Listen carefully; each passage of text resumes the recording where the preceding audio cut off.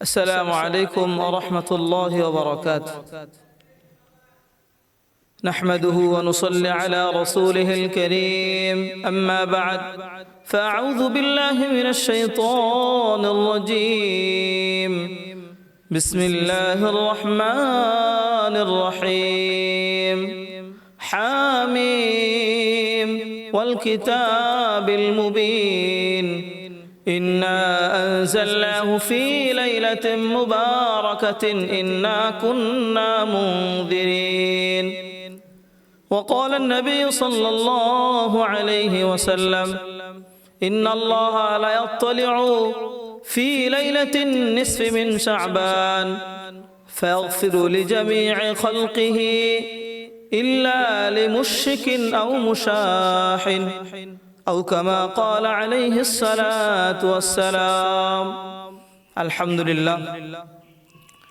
সম্মানিত দ্বীনী ভাই ও বোনেরা, আমরা আজকে যে বিষয় নিয়ে আলোচনা করতে যাচ্ছি অত্যন্ত গুরুত্বপূর্ণ একটা বিষয়, সেটা হলো শবে বরাত নিয়ে আমরা আলোচনা করতে যাচ্ছি।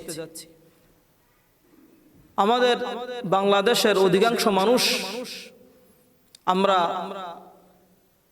ফি লাইলাতিন নিসফি মিন শাবান হাদিসের যে অংশ এসেছে, অর্থাৎ লাইলাতুন নিসফি মিন শাবান, এই অংশটা আমরা বাংলাদেশের অধিকাংশ মানুষরা আমরা বলে থাকি শবে বরাত। তো এই বিষয়টা আমরা স্পষ্ট হওয়া দরকার। সব মানে রাত্র, বারাত এটাও আরবি শব্দ ব্যবহার হয়, আর সব এটা ফার্সিতে ব্যবহার হয়। বারাতের একটা অর্থ হলো মুক্তি দান করা, কর্তন করে দেওয়া, কেটে যাওয়া।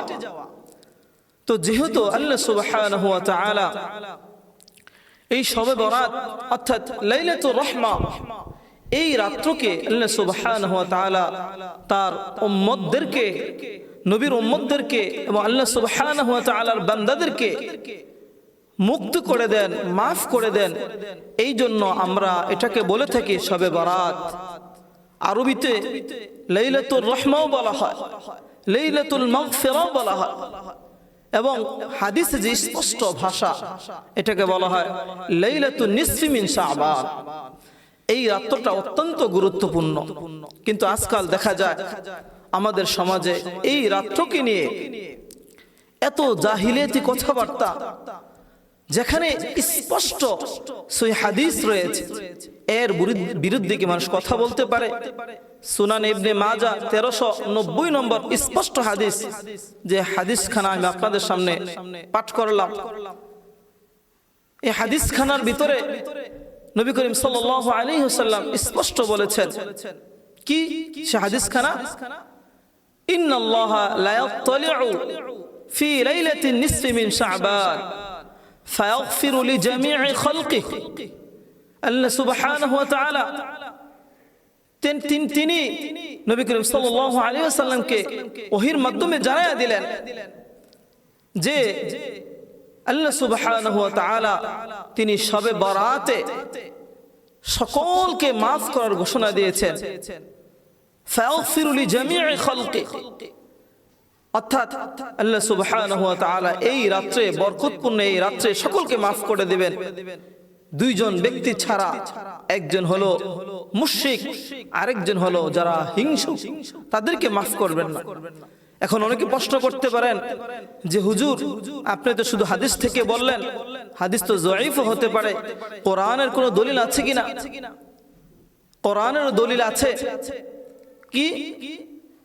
আল্লাহ সুবহানাহু ওয়া তাআলা বলেন, হামিম ওয়াল কিতাবিল মুবিন ইন্না আনজালনাহু ফি লাইলাতিন মুবারাকাতিন ইন্না কুন্না মুনযিরিন। ফি লাইলাতিন মুবারাকা, এই যে শব্দ এখানে আছে ফি লাইলাতিন মুবারাকা, এই শব্দের ভিতরে অধিকাংশ আলেমগণ, মুফাসসিরগণ তিনারা বলেছেন এই কথা যে ফি লাইলাতিন মুবারাকা দ্বারা উদ্দেশ্য শবে কদর, কিন্তু কিছু সংখ্যক অল্প কিছু মুফাসসিরগণ এই কথাও বলেছেন ফি লাইলাতিন মুবারাকা দ্বারা উদ্দেশ্য শবে বরাত।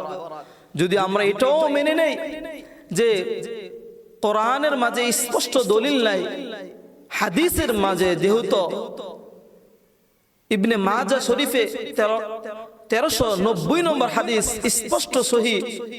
আর যারা এই কথা বলতে হিম্মত দেখায়, তারা তাদের যে মুরব্বী আছে তারাও এই কথা বলেছে যে ইবনে মাজার যে হাদিসটা আছে, অর্থাৎ বিশেষ করে শাইখুল হাদিস ইবনে তাইমিয়া রাহমাতুল্লাহ আলাইহি তিনিও এই হাদিসের ব্যাপারে বলেছেন এটা সহিহ হাদিস, এবং